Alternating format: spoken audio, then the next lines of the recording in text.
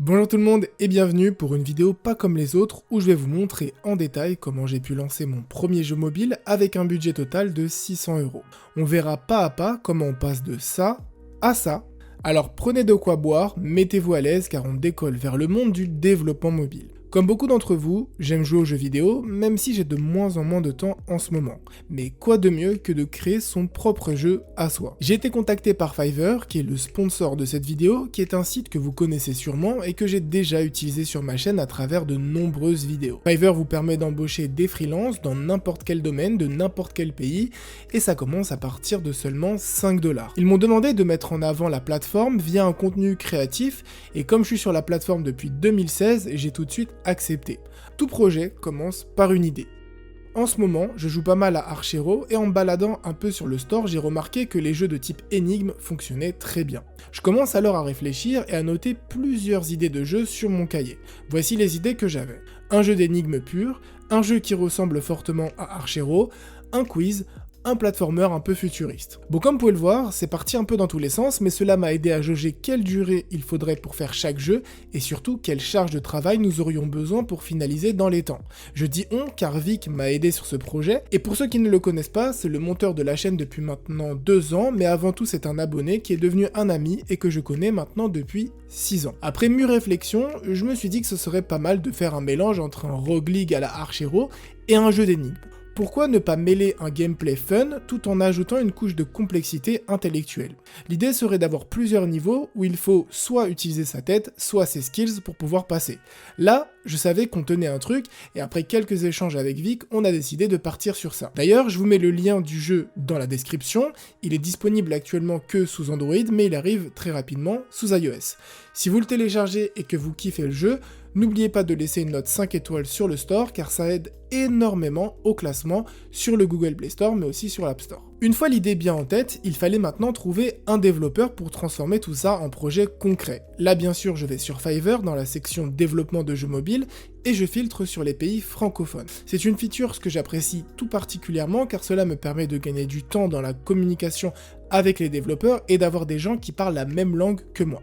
J'aurais très bien pu prendre un développeur qui parle anglais, mais vu l'urgence et le peu de temps, il nous fallait une personne qui soit passionnée et dans le même mood que nous. Comme vous pouvez le voir, j'ai dû parler à environ 15 développeurs pour trouver finalement celui qui était parfait pour le job. D'ailleurs, le tips que je vous donne ici est très important. Si vous voulez lancer un site, un jeu ou peu importe, il faut discuter avec un maximum de freelanceurs possible, demander les portfolios, voire même prendre un petit 20 ou 30€ pour tester la personne, car vaut mieux perdre 20 ou 30€ que perdre 500 ou 1000€ sur un projet dans sa globalité. Je vous dis ça car j'ai déjà perdu par le passé des sommes importantes, car les freelances ne tenaient pas la route, même si en passant par Fiverr vous avez une sécurité et si jamais le job n'est pas fait ou s'il est mal fait, vous serez bien sûr remboursé. Donc je tombe sur le profil de Romain qui propose de faire 10 niveaux Android sous Unity pour 266€, qui peut paraître très peu, mais il faut prendre ici plusieurs paramètres en compte. Il est encore étudiant, il n'a pas un très gros portfolio, et c'est pour lui un complément de revenu, non un revenu principal. Il sait aussi que c'est pour une vidéo YouTube, et étant lui-même passionné de jeux, son but n'est pas de m'allumer, mais au contraire de pouvoir créer un jeu sympa ensemble et de développer son portfolio. Et bien sûr, le prix de 266€, c'est le prix qu'il a affiché lui-même sur Fiverr,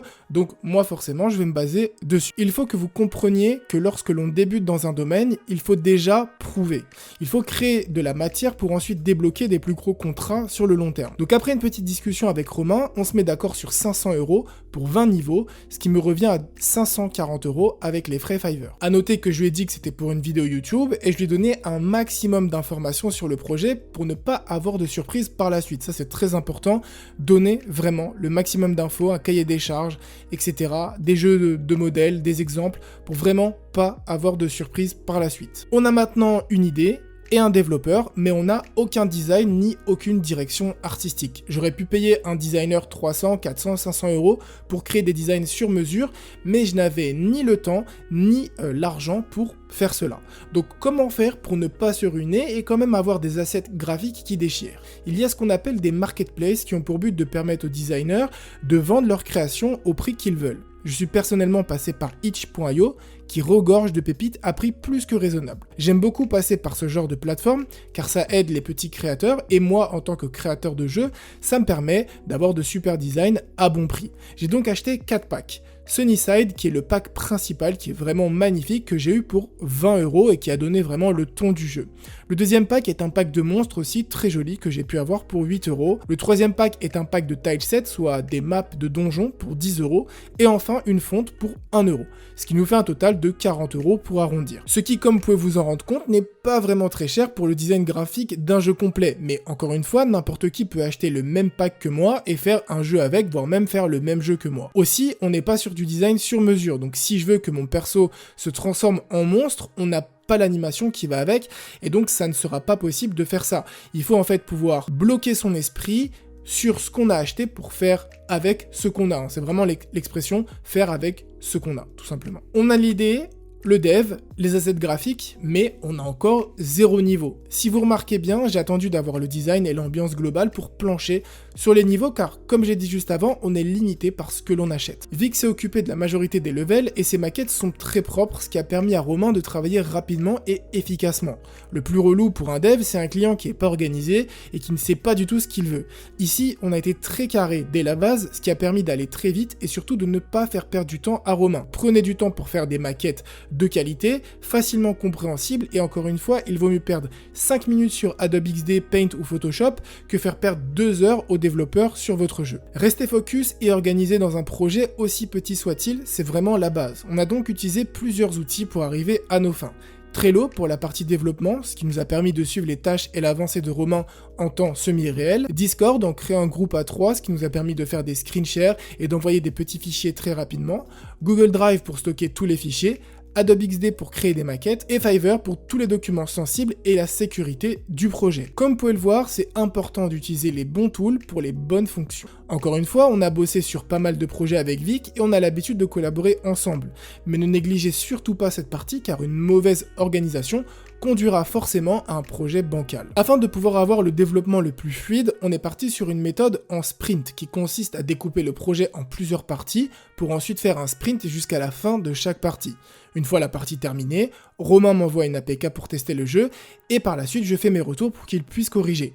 Comme vous pouvez le voir, j'ai fait beaucoup de retours et toujours j'ai ajouté des vidéos et des photos pour illustrer mes propos. Car il faut comprendre que pour que le développeur puisse fixer un bug, il doit pouvoir le reproduire de son côté. Donc si vous écrivez juste du texte, ça va être un petit peu plus compliqué. Pour la monétisation, on est parti sur du grand classique, on passe via la régie de Google qui est AdMob et j'ai placé une pub lorsque le joueur termine 2 niveaux, sachant qu'en moyenne il faut 5 minutes pour terminer un niveau. Une pub lorsque le joueur meurt 2 fois, on parle ici de pubs skippables, donc ce qui veut dire en gros, c'est pas des pubs qui durent 30 secondes, ce sont des pubs qui durent que vous pouvez retirer directement, soit qui vont durer maximum 5 secondes. Et enfin, si tu meurs, tu as la possibilité de regarder une pub pendant 30 secondes pour revivre au même endroit, ce qui va t'aider dans le jeu, et donc tu vas pouvoir avancer plus rapidement sans recommencer tout à chaque fois, donc ça c'est vraiment encore une fois du grand classique. Je ne voulais pas trop charger ou ne pas mettre de pub, car l'idée c'est de générer quelques euros, même je sais pas moi, 100, 200 € pour réinjecter dans un autre jeu, puisque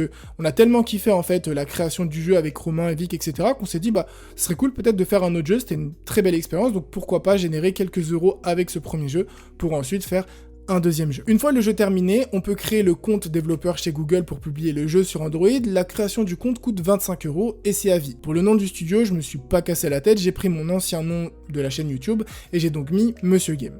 Pour donner envie aux gens de télécharger le jeu, il faut un super logo, des screens et une petite vidéo. Bon, la vidéo de trailer vous l'avez déjà vue, mais Vic a fait aussi un super travail sur les captures et l'icône du jeu. On a aussi ajouté une petite description qui fait partie de ce qu'on appelle l'ASO dans l'univers mobile et le tour était joué. Le jeu est maintenant disponible dans le monde entier car nous avons pris le temps d'ajouter la langue anglaise dans le jeu, ce qui nous permet de toucher une plus large audience. Une fois mis en ligne, je retourne sur Fiverr pour indiquer que la livraison du jeu est bien ok et laisser une super note à Romain qui a fait un boulot génial, le tout dans la bonne humeur. Même si le jeu ne fait pas d'argent, on a tellement kiffé l'expérience encore une fois qu'on fera sûrement un autre jeu ensemble. Au total, le jeu m'aura coûté 600 €, mais cela ne prend pas en compte tout le temps que nous avons passé avec Vic et la licence Apple que je devrais payer 100 €. Ça ne prend pas aussi toute l'expérience que j'ai déjà dans le monde du digital et les expériences de design de Vic. Si on avait dû payer quelqu'un pour faire les niveaux, quelqu'un pour faire le design, une autre personne pour réfléchir avec nous, corriger les bugs et faire de l'A/B testing, on se serait peut-être retrouvé entre 1800 et 2500 € pour un tout petit jeu comme ça. Mais vu qu'on a pas mal d'expérience, on a pu faire ça avec des coûts réduits et juste payer le développeur et quelques designs. Je vous laisse en tout cas tester le jeu, j'espère vraiment que cette vidéo vous aura plu, qu'elle vous aidera peut-être à faire aussi votre propre jeu. Je remercie encore Fiverr d'avoir fait que tout cela soit possible, prenez soin de vous, bisous.